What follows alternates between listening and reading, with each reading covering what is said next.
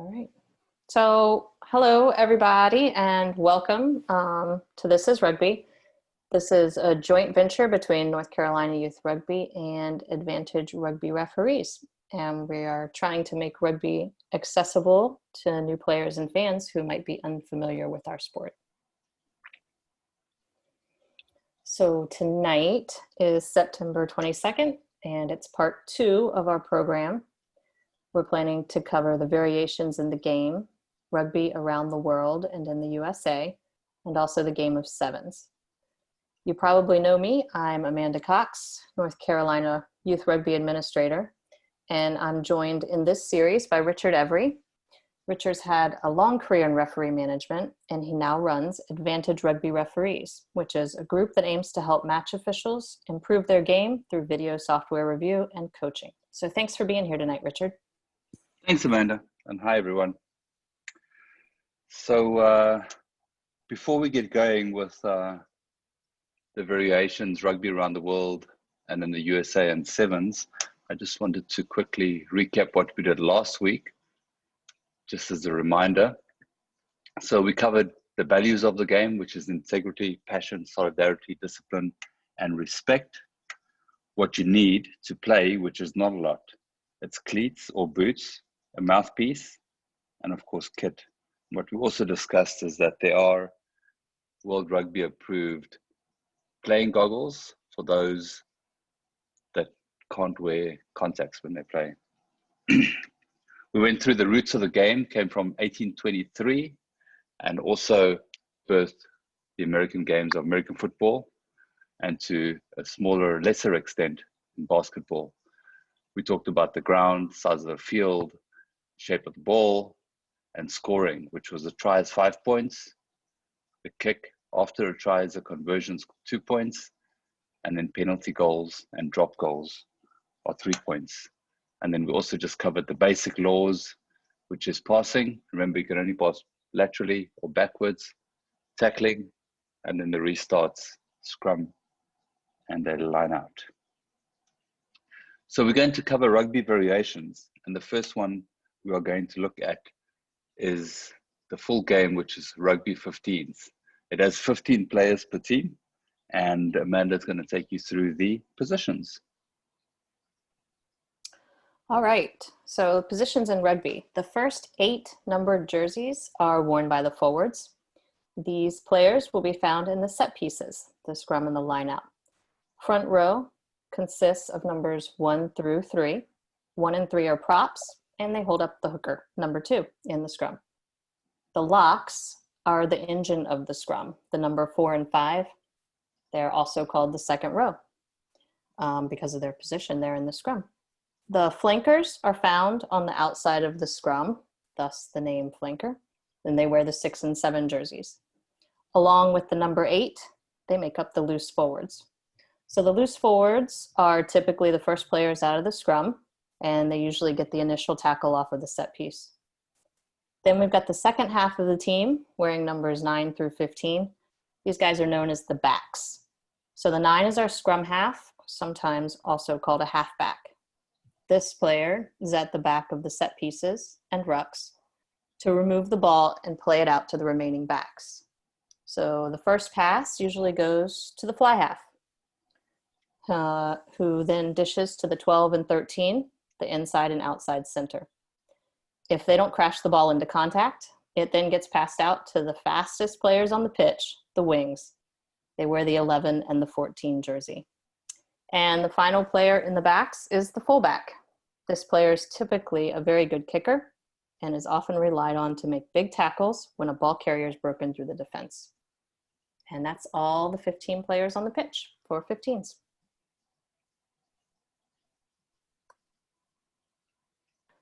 Let's see, rugby variations. So rugby 15s, as Richard mentioned, is the original version of the game, and in my opinion, the best version. So in this game, there's 15 players on each team, and they are battling it out to score the most tries in 80 minutes. The game's played in 2 40-minute halves. For youth rugby, that time is reduced to 35-minute halves. You may have seen tournament versions of the game as well, where the halves are further reduced to 22 minutes. The World Cup is the biggest international championship, and it happens every 4 years. The first World Cup was hosted in 1987. The next Men's World Cup will happen in 2023 in France. And the last World Cup in 2019 was in Japan. It was a huge success, bringing in more than $4.3 billion for the host nation. The Women's World Cup runs on opposite years. The next one is going to happen in 2021 in New Zealand. USA Rugby has had great success with its women's programs. They actually won the first place in the inaugural World Cup in '91, and placed second in the subsequent two events. The Eagles finished fourth in the most recent World Cup in Ireland, which took place in 2017. Yeah, plays halfback. Lovely run here from Poublan. This is a clip from the last World Cup. And loses the ball. Jabale has got pace, gets it out to Imber. Imber knocks out one of her own players. And then kicks it into the hands of Carter. Now it's about pace, and Carter's got plenty of it. Carter passes, Imber scores. And have a look here, it was the footwork first of Javale, who's also played soccer for her country. And then Imber uses the brain, pushes a kick through, which somehow went to Kelter. I don't know what happened there, must have bounced off a French arm. Kelter has got fitness, repetitive fitness, so she was right there, able to speed away. Cool, and that was our USA Eagles in white there, and France was in blue. So the next rugby variation we're going to look at is rugby sevens. We will go into a lot more detail a little bit later on, but it has 7 players per team, and it normally has 5 substitutes. It's played in 2 halves of 7 minutes per half for a total of 14 minutes, and it's played on a full field. So it's a very fast game. There's a lot of space and a lot of running, also a lot of excitement. The men's and women's play a series every year that goes around the world. It's called the HSBC 7 series, and they normally play, I think the men play 10 legs and the women play 6 legs, and then they sort of over the season collect points to crown the champions at the end of the series. And the USA men and women are ranked in the top 5 in the world in sevens.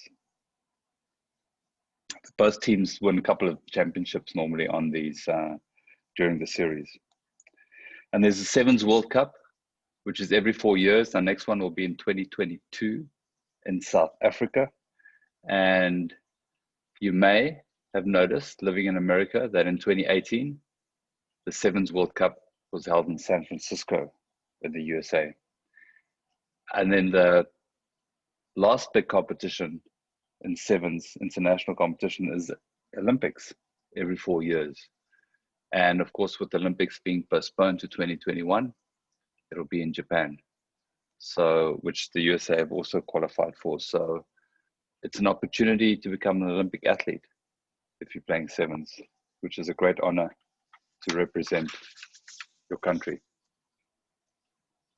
This next clip, you can see the USA playing in one of the HSBC 7 series, the men, where they won the final against Samoa. Couldn't clear it. Here we come again though, and it is. Ben Pinkelman gets her ears around this. How do they want to close it out? How about in style? Crank the audio and listen to what this means to the fans here in the US.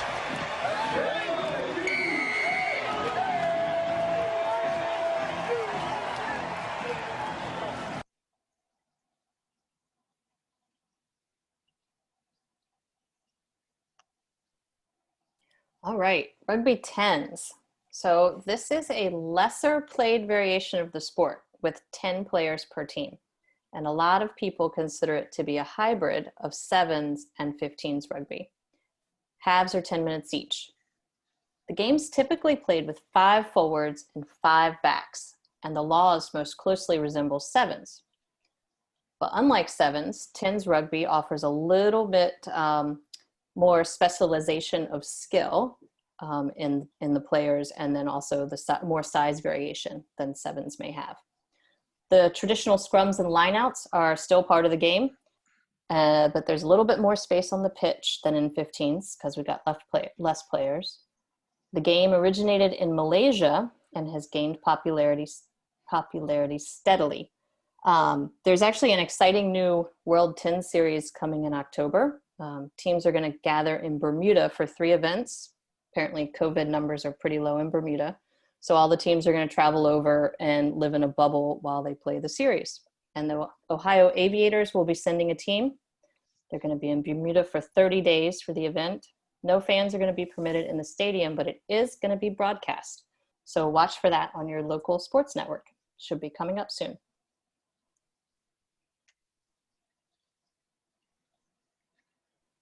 Wheelchair rugby, which has been around for quite a while, and which has been a sport where the USA have really performed well in.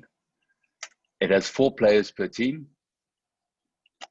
It's played in 4 quarters of 8 minutes per quarter. And there's, similar to all the other competitions in rugby, they have a world championship every 4 years. And as you can see, the USA have been the leading team in this competition with 4 championships, runner-up twice, and 3rd place twice.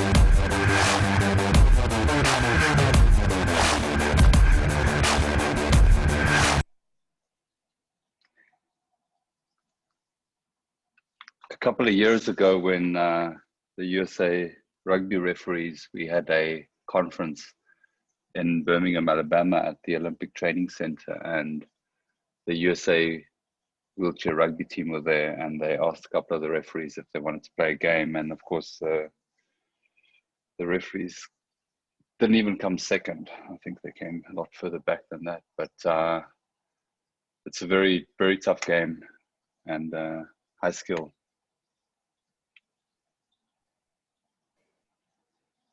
So rugby around the world. This map shows the areas of the world where rugby is the most popular. As you can see, rugby is the #1 sport in South Africa. So South Africa has the most players, but then I actually looked it up, and rugby is the #1 sport in South Africa, versus England, which there is the second most players on our chart, but actually football or soccer, as we call it, is more popular there in England. And the USA comes in at #6 on the list, which is pretty good for us for number of players. So yeah, even though rugby is not a well-known sport in our country, we still have lots of people playing the game. So.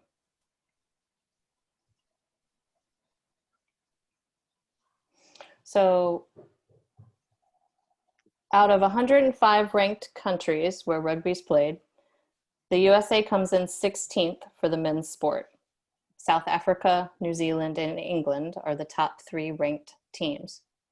And then rugby is played less by women, but there are still 56 ranked countries, and the USA comes in 7th for the women's game. So if you ever get a chance to watch the Eagles play, you absolutely should, because our women's team is fantastic. New Zealand, Canada, and England there at number 2, and Canada at number 3 are the other top ranked teams in the world for the women's game.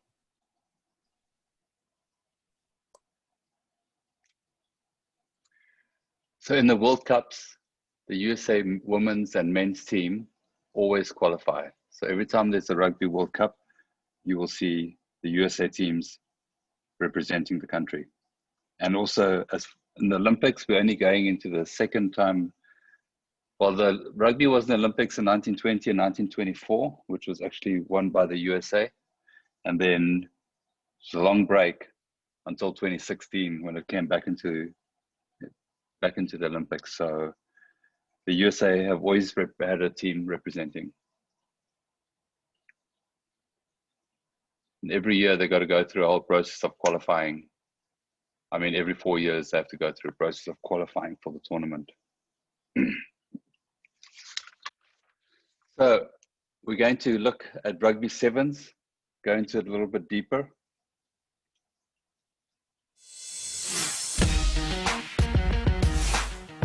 Rugby union is a game played between 30 players, 15 on each team over 2 halves of 40 minutes. The aim is to score a try by grounding the ball over your opponent's try line. The ball is carried in hand, and while you can kick forwards, you can only pass backwards. In 1883, a Scottish butcher's boy called Ned Haig had the inspired idea of sevens, or seven-a-side rugby, which is now an Olympic sport played by men and women, boys and girls, right around the world. In sevens, each team has 7 players, 3 forwards and 4 backs. Scoring is the same: 5 points for a try, 2 for a conversion, and 3 for a penalty or drop kick at goal. But rather than playing 2 halves of 40 minutes, there are 2 7-minute halves with just 2 minutes at half time, meaning lots of matches in a single day or session. So even now, over 100 years after sevens was invented, the thinking is the same. Fewer athletes and less time on the clock means a faster game, with non-stop action on the pitch and passionate entertainment for the fans. And here's the real game changer. Even though there are less than half the number of players, the pitch is the same size. So there is more space, more running, and lots more scoring.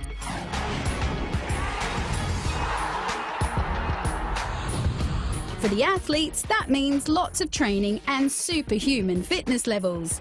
But they don't mind, because every one of them has the character required to be an Olympian and dreams of one day competing to win a medal. Easy to understand, fun to play, and exciting to watch. In the stadium, at home, or on the go. The sport of rugby sevens is guaranteed to entertain.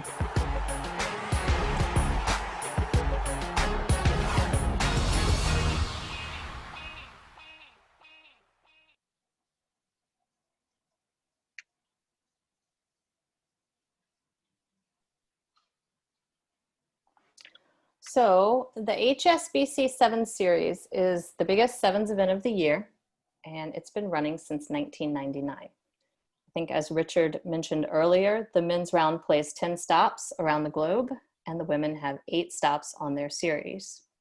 And the Sevens Series, we were lucky enough to have 2 stops in the USA last year. The men's leg came to LA in March, and the women's tournament kicked off in October in Glendale, Colorado. The 2020 season was canceled actually before the final rounds were played, and the New Zealand men's and women's teams were awarded the wins based on their standings at the time of cancellation. Here in the United States, our sevens season typically extends from May to August. And as some of you are probably familiar, in North Carolina, we also play a youth fall 7 series, which is a whole lot of fun.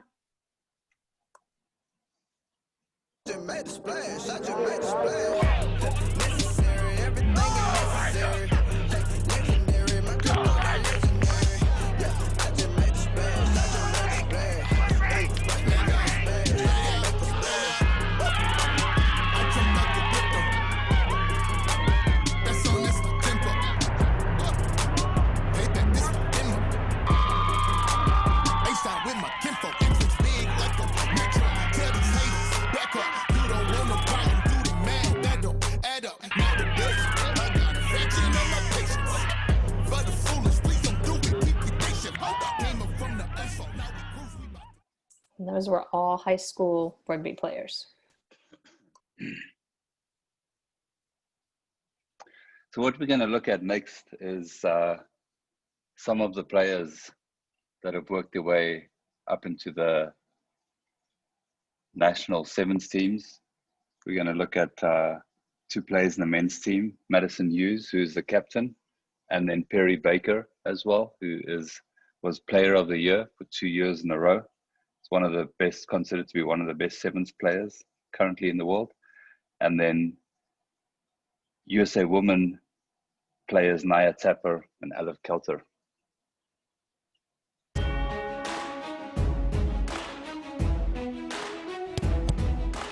My mom's from Massachusetts. My dad is English, so I grew up in England, played rugby my whole life, but always kind of thought of myself as an American, definitely had American was part of my identity. And as I grew up, the idea of playing rugby in the US started to appeal more and more to me. Rugby Sevens is 7-on-7 rugby, same size pitch, all the same rules. It's very exciting and very visual to watch. It's almost all the best parts of rugby, all the most exciting, the most visual aspects of rugby, but just in a condensed environment over the course of a 14-minute match. I think being named captain as the youngest guy on the team was definitely a unique challenge, and it was definitely something that at times I was a bit worried about. But I think having the older guys on the team be so receptive and so supportive of me, it gave me a lot of confidence, and it validated in many ways what I had been doing. I think leadership is about trying to bring out the best in others. The team's got to be more important than any one individual. You can have the best person in the world, but if you haven't got a great team and a team working hard for each other and together, you're not going to be very successful. And so the leader's job is to kind of foster that environment and foster that togetherness where the team can compete. And if I can do that as the youngest guy, it doesn't matter how old I am, because it's all about helping the team grow and maximize its potential. Being a full-time student as well as pursuing my Olympic dream has put a lot of stress on both of those aspects, as I've had to balance some of my studies with playing rugby at a really high level and traveling around the world. But I've been very much committed to getting my degree on time, as well as pursuing the Olympic dream and doing everything I can to be a part of Team USA. It's definitely something that's taken a lot of focus, a lot of discipline, and some commitment and sacrifice.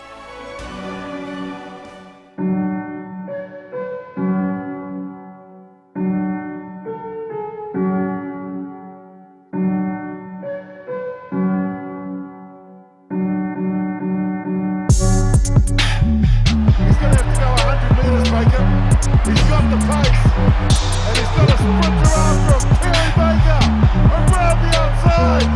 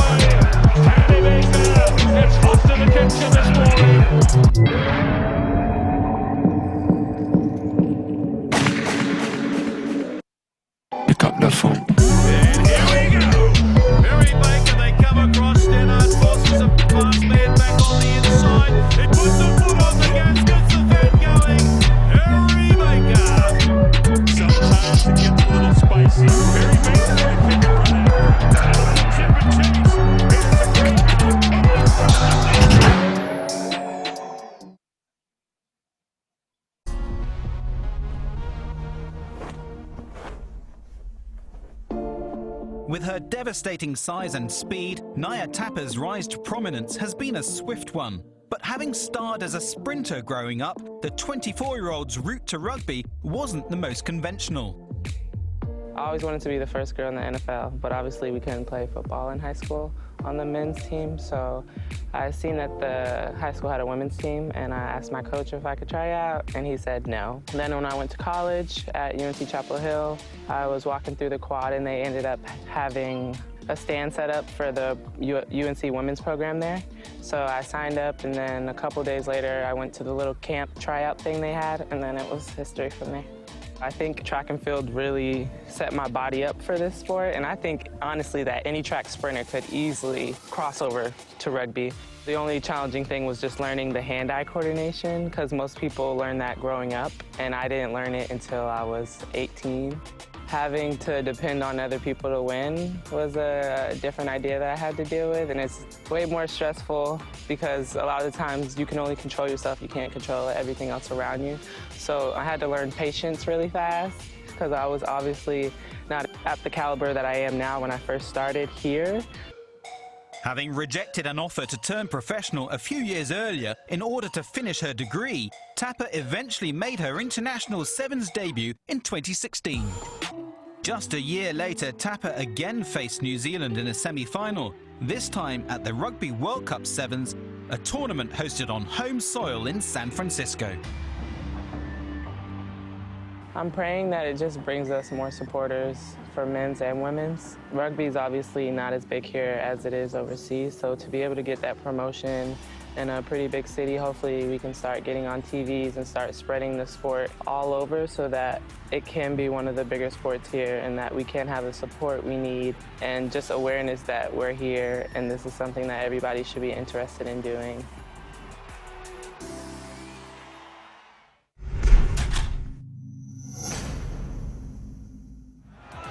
If you had told me, Alev, you're going to make the Olympic team in 3 years after first touching a rugby ball, I would have thought you're a complete lunatic. I am a competitive person. I think growing up as a twin made me that way. We were competing out of the womb. I lost, and she'll forever remind me of being a minute slower, but her tenacity to always be pushing against me brought us up together to the top. Life's all about taking risks and being vulnerable, and I would have thought you're crazy, but it's been a hell of a ride. Life growing up in Alaska is amazing. I mean, we have the biggest playground you can imagine with the mountains and, you know, the winter season, and snow everywhere, and in the summertime, the sun never sets, and you can play volleyball at midnight, you go hiking, you start at 11:30 and come home, you know, and still be light outside. It was unbelievable to grow up here. When the concept was proposed that she might be able to go try out for a national rugby team, while it came out of left field, it was something that we would never have expected. When we heard it and thought about it, it made perfect sense. It seemed like a great fit of all the things that she had done, bringing those things together. So the first time I went down was in January 2014. First time I ever touched a rugby ball. Ran around for 5 days, ended up scrimmaging in Canada, scored a couple tries. I fell in love with it. After those 5 days, I had a meeting with Rick, and Rick said, I want to contract you. I said, well, I've got to finish school first. I've always been a student before an athlete. He said, I'll see you in March. Every parent struggles to see their child have heartbreak, you know, to captain a team and to be called to the national level and to make it to the festivals, and then to not really understand why ultimately you don't get to go to the dance. You say, when one door closes, another door opens.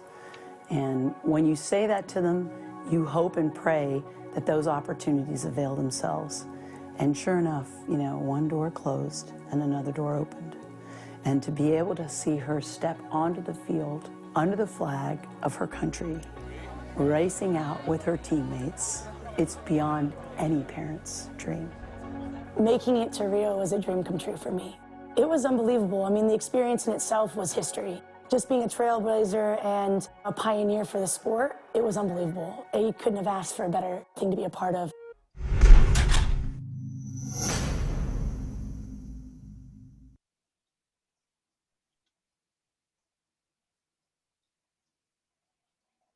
This is an exciting part about rugby. Scholarships, college and universities. Rugby is a relatively new sport to emerge as an opportunity for college-bound players to get scholarship money.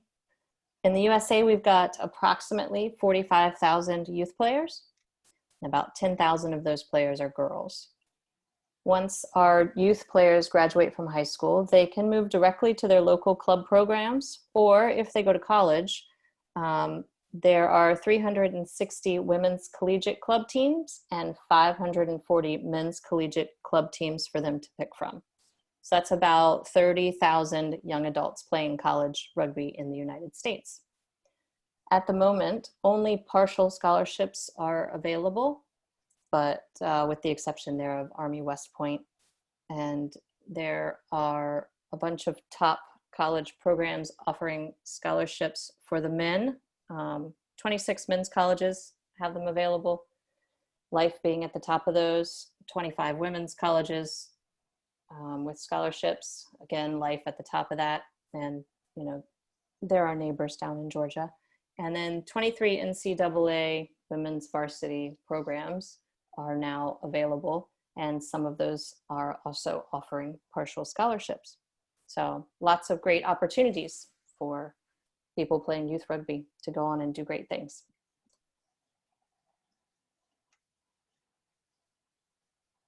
If there's anybody out there that has any questions at this point before we summarize, please feel free to ask us, myself or Amanda.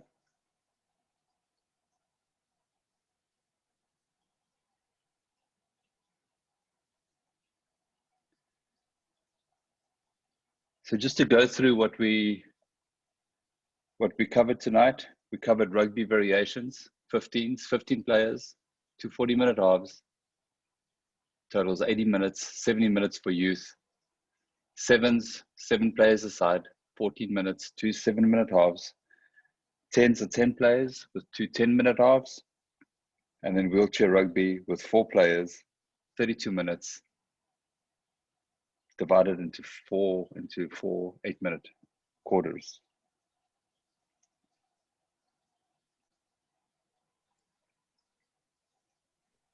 Then we covered rugby around the world and in the USA. Remember, the USA has the 6th most players in the world. We also have the most successful wheelchair team. The women's and men's sevens teams routinely feature in the top 5 in the world. And there's opportunities to play at World Cups, championships, and the Olympics. We also covered rugby sevens as a pathway to get to the Olympics. And we talked about scholarships and universities providing opportunities for our players, for our youth players, so to get scholarships. So. Excellent. And we have a very exciting program next week where we will cover the laws. We'll take a little bit more of a deep dive into the laws in 15s. And we hope to see you then.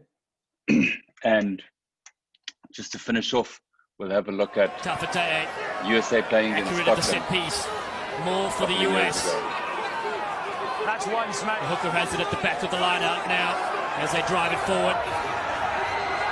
Absorbing some Scottish defenders as they surge forward. Tapateye drives forward, advantage. Penalty advantage as he peels around. Buster one, still going for the line. Heroic stuff! Wow! This kick again back. It's ping pong. Where's Forrest Gump when you need him? McGinty goes up though and chases this one now. It's outside the 22, the ball bounces up, McGinty has it! Genius! Conversation Terminator is in! They're united!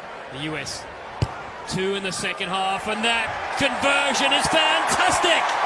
The States have defeated Scotland for the first time in history, 27 years after they lost to the Scottish 15. The number 15 team in the world has knocked off the number 6. And well, the Giant has... There have been many moments over the last few years where USA Rugby have become more and more prominent on the world stage. So we'd like to thank everybody for joining us, and we hope to see you next week. Thanks so much, Richard. Thanks everybody for being here. Thanks, Amanda. Thanks. Good night. Night. Good night.